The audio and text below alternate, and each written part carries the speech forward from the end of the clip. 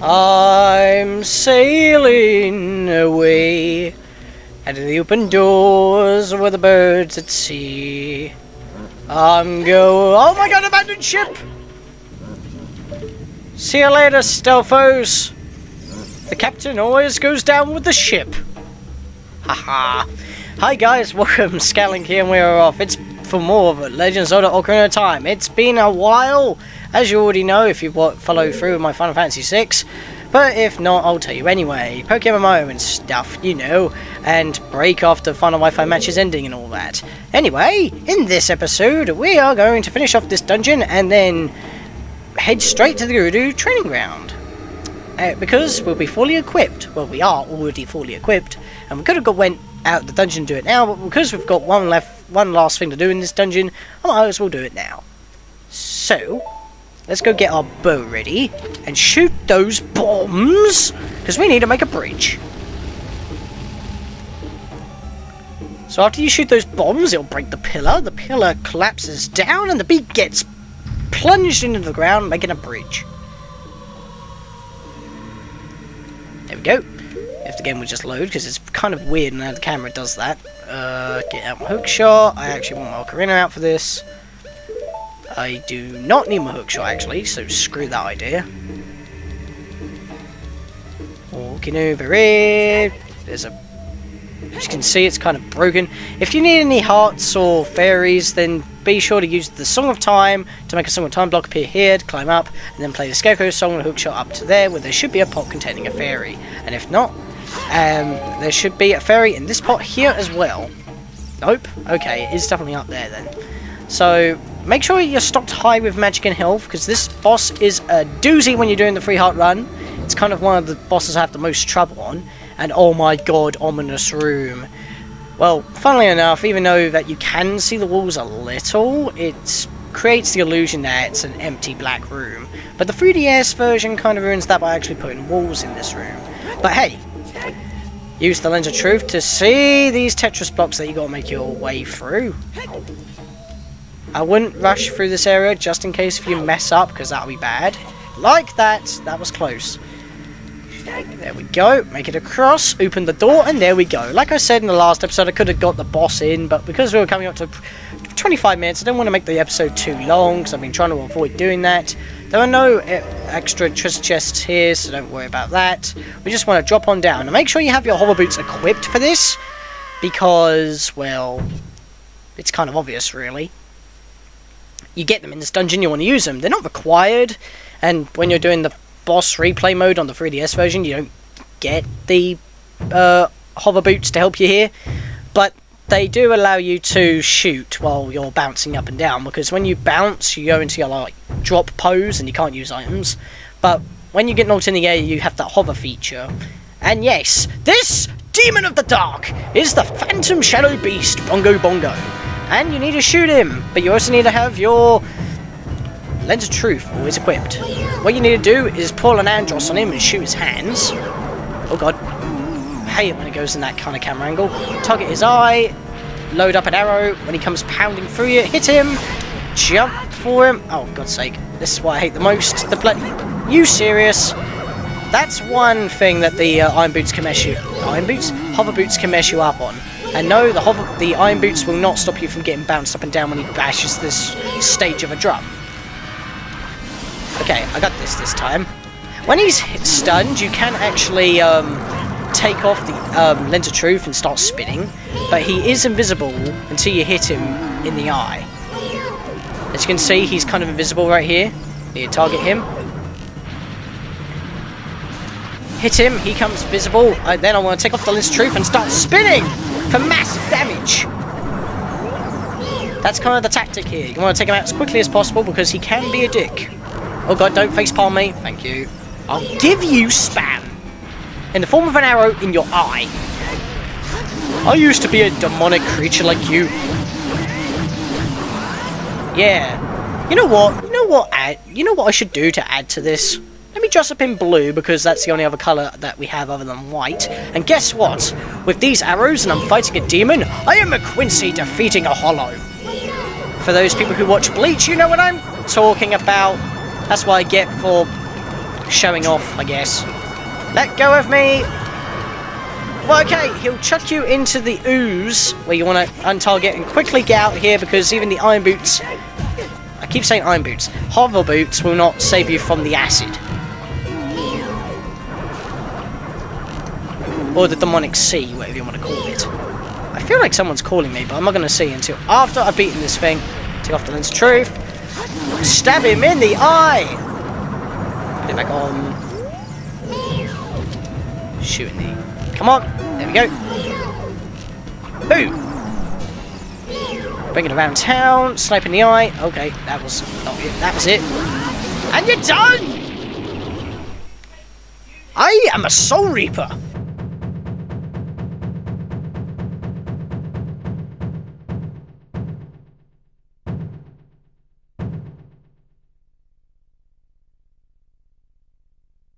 And he's drummed his last. He just becomes a bunch of interference blob and he just disintegrates into nothing. And the 3DS version, he just becomes a massive shadow blob.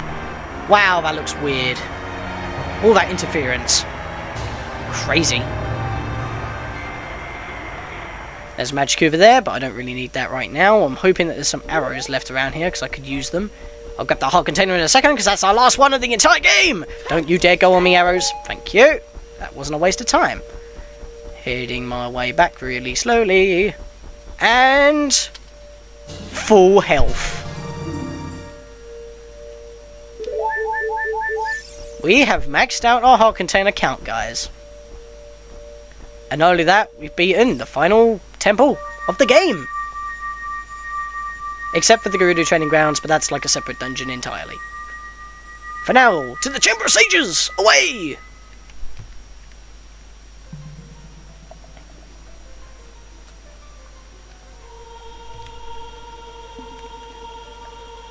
And as our job as a Soul Reaper, we have rescued the spirit of the Shadow Ninja herself.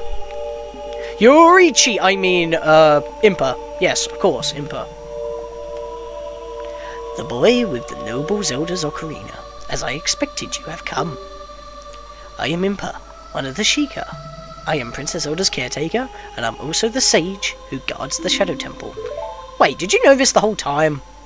Or did you just got told, hey, your role's to be the Sage of Shadow, and you're just like, oh, okay. We Sheikah have served the royalty of Hyrule from generation to generation as attendants. However, on that day 7 years ago, Ganondorf suddenly attacked, and Hyrule Castle surrendered after a short time. Yeah, that's because the guards of Hyrule suck. Ganondorf's target was one of the keys to the Sacred Realm, the hidden treasure of the royal family, the Ocarina of Time. My duty bound me to take Zelda out of Ganondorf's reach. When I last saw you, as we made our escape from the castle, you were just a lad. You were just a wee lad. But now I see you've become a fine hero. A hero is only as good as his weapon, Impa. The Master Sword's doing the job. I'm just the wielder. There's nothing to worry about. The princess is safe now. The irony is stunning once we get into, like, probably the next episode or so. Soon you'll meet Princess Zelda face to face, and she will explain everything. That is when we, the 6 wise ones, will seal up the evil king and return in peace to Hyrule. Now the funny thing is, Impa's telling you about this, and that's why I think the Shadow Temple was supposed to be the last temple done, because this kind of leads up for the next cutscene, but if you do it before the Spirit Temple, like you're supposed to, it doesn't make much sense. It's like you have to wait a whole temple before you actually find out what she's talking about. It's kind of weird. I have to stay here. You go to Princess Zelda's side and protect her on my behalf. Now I put my power, which should be helpful to you, into this oversized novelty coin. And with Link's lack of ass in that 1-second screenshot, we get the final medallion! Proof that we've beaten the final temple of the game. All we got now is the final dungeon and the Gerudo training ground, which is optional, but we're going for 100%, so we gotta go do it. You received the Shadow Medallion. Impa awakens as a sage and adds her power to yours. And Link's got a very derpy grin there because, you know, 64 bloviness. Please look out for the princess.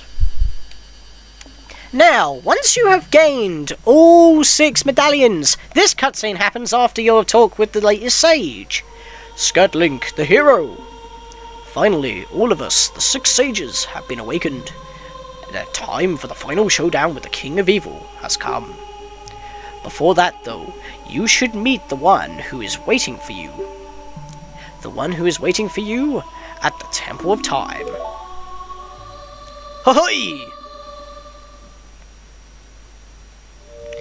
Now, before we continue on, well, actually, while I'm making my way towards the Gerudo training ground, all the way at Gerudo Fortress, I should have enough time to explain some stuff. Now, you might want to say, well, if you're following through with what I'm doing and you don't want to skip ahead, then do exactly what I'm doing and listen to what I'm saying, because if you save outside of a dungeon now, of course, you're going to reload at the Temple of Time, because that's where Adult Link respawns when you save outside of dungeons.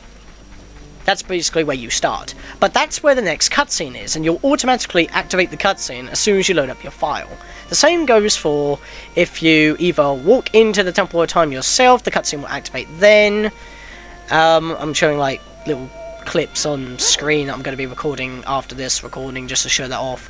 So yeah, it's going to happen even if you load your file, or if you walk in, which is what you're intended to do, and that will activate the cutscene. Or you played the Prelude of Light to warp to the Temple of Time, but instead of using the usual warping animation to warp into the Temple of Time, it'll act like you've walked in just because that's how the cutscene is programmed. So, if you do not want to go for that cutscene right now, avoid the Temple of Time at all costs, including saving outside of dungeons. If you save inside the Gerudo training ground, that is fine. That's what I'm going to be doing, because I don't want to go activate that final cutscene just yet. Because, obviously, I want to get the Gerudo training grounds out of the way first. So, now that I've told you to avoid the Temple of Time at all costs, including saving outside of dungeons, for this episode, unless you want to go ahead, but if you're following through what I'm doing, don't bother. Just go straight to the Gerudo training ground like I'm doing, which I will meet you after this cut, because you don't need to see me do the rest of the travel. I'm blabbering. And I'm back. Okay, we're at Gerudo Fortress. Avoiding the Temple of Time, of course. That's why I'm not going to save until I get into the training grounds. Every time I want to say the Gerudo training grounds, I'm about to say the Arbiter's training grounds, but that's not even a place. It's like a combination of the Gerudo training ground and Arbiter's grounds from Twilight Princess. Anyway, we got to talk to this girl. This is the Gerudo's training ground. Membership card verified. 1 try for 10 rupees. I want to try. It's very cheap to get in, so once again, money is no object. So we can just pay on in and come out and in and out whenever we want. I don't know even see what's the point in paying, really. It's like, oh, hey, if you've got 0 rupees, what's the matter with you? You should always have money. So here we are, the Gerudo training ground. What we need is pretty much all of our wits about us. Now, as you've already noticed, I haven't got not many healing items at all. I don't think I even have a fairy. Do I have a fairy? Yeah, I have a fairy, but that's about it. You want to be pretty stocked. This is an optional dungeon. It's not that tough, but you are going to go against a few Iron Knuckles, just saying. Okay, so that gave us 5 rupees, which is only just 5 rupees. Navigo screen on the floor there, that's a gold fairy, so that's a full recovery if you ever need it. Bundle of arrows, I actually did need those, so that was actually pretty helpful. And the method that I like to do is go clockwise. The middle is where our prize is. And yes, in Master Quest this is different as well, so don't be using this for Master Quest. You may be thinking that it may not be used for Master Quest, but it is. So, yeah, different. You can go any direction. You can go either anti-clockwise or clockwise. I like to go clockwise, it just seems to work better for me. And you want to be wearing the... oh, whoops. If you can overcome the trials in the chambers ahead, then, and only then, will you be qualified to hold our sacred treasure. And there are a lot of fire runes in here, so just to get it out of the way now, I'm going to be wearing the red tunic. There are underwater areas, but it's only 1 room, so it's not that needed, but you still need the blue tunic if you're not experienced enough, and I'm probably going to use it anyway just in case. Defeat all the enemies in a limited time, so we've got a minute, and you want to equip your Bigoron sword for this room, pretty much mostly for this entire place really. And because we've got Stalfos here, then nothing too much. And you want to keep your hover boots on as well, because otherwise you'll sink into the sand if you're stationary too long, and then you'll be slow for a second until you walk out the sand. But when you have the hover boots, as you can tell, you do not sink into the sand, and you don't have to climb yourself out. So you have free reign on the sand as long as you have the hover boots. Come on, kill him already. I'm just doing stuff. You know what, just stab him. Get through his defense eventually then. I can't see what I'm doing! I got him though, in 30 seconds. Now, the whole point of this area is to pretty much complete minigame like trials in live action in order to gain a bunch of keys. You need at least 7 keys, and there are 9 locked doors, but 7 of those locked doors are mandatory. 2 of them are optional, but because I'm going for 100%, I'm going to unlock them all. You don't have to, so you can avoid doing a few minigames if you're not used to them, or if you just don't want to do them. And this one's a little bit of an annoyance, and we need the hookshot for this, because some of them can be a little bit of an annoyance. I'll just say that right now. Gather the jewels of white, basically. This means grab all 5 silver rupees. What we want to do first of all is hookshot up to here. Be careful as there are firewalls around here. Yes, you're a virus once again. What? Did you just see that? I phased right through that rupee. What was up with that? Look at that! I phased right through the rupee and didn't grab it. What's going on here? Okay. Oh yeah, and by the way, there are there we go, I've got it that way. Maybe you may not want the hover boots for that one, so you might want to take them off. There are wall masters here, so be careful. You don't want to be standing in place too long, but because you're on a time limit, you may not want to be standing around at all anyway, and god damn it. Just go around, avoid the Indiana Jones boulders and corridors and stuff to get these rupees. They can also be dickish and put them over holes, so you definitely want the hover boots for that. So when you grab them, you can loop back round, and when they run out, you could grab the side, if you're lucky enough. And you're not exactly that good on judging your slip distance when you're hovering. Let me go down here. I believe I want to go downwards. Yep, there's another one down here. We've got 25 seconds. I can get them all. Oh lord. There we go. Ah, camera angle. Don't do that to me, please. And I think if you just hug the wall, you can... No, you can't dodge them. Okay, I've never tried that, actually. Okay, we're running out of time, running out of time. There's the last one. I don't care if I get bumped on the head by a Indiana Jones boulder. I made it. Give Link epic concussion. Yeah, the hover boots can make it hard to avoid these firewalls. Whatever. At least you have invincibility frames when you use the hookshot, just like in A Link to the Past. How nice. So I can just punch my way through firewalls, like the virus I am. Without the necessary items, one will be confronted by impossible mysteries, like that block in front of us. You need the silver gauntlets to push that, and therefore you need to complete the spirit temple before you can get in there to get another key. And I don't think this area has a key, but it does have a hidden area that allows you to progress in this direction. Because remember, it goes in a loop. All the rooms loop around into a clockwise kind of motion, but that door's a fake, as you can clearly see. It has no handle, and it's sticking out the wall, not with an indent in the wall. And I hit it with my sword there by accident, so that kind of proves my theory of it being fake. I think... Okay, there's a chest. I think there's a hidden chest around here as well, with the lens of truth. So let me go check that quickly. Nope. I do know the puzzles, I just don't know the area that well in terms of the chests. But when you complete a mission in the room, it pretty much means you're going to get a key. Of course, this wasn't the mission of the room, so I didn't get a key out of that. The mission is to get into the next room that's blocked off by the thing. I want the hammer for the second, just to take care of that door. Boom!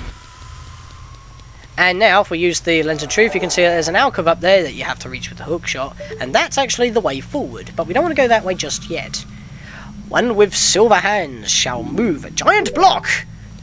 Epic statement for something so simple, we just gotta push it real good into the hole. Now, once we get into this room, I recommend equipping the green tunic and the mirror shield, and you should have the mirror shield if you've already been to the spirit temple. I mean, of course, you could come here straight after beating you come here after beating the child portion of the spirit temple, because then you could do this, but I believe a puzzle in here use the mirror shield. Don't quote me on that, I can't exactly remember. But just in case. And plus you want the mirror shield anyway because it's immune to light likes.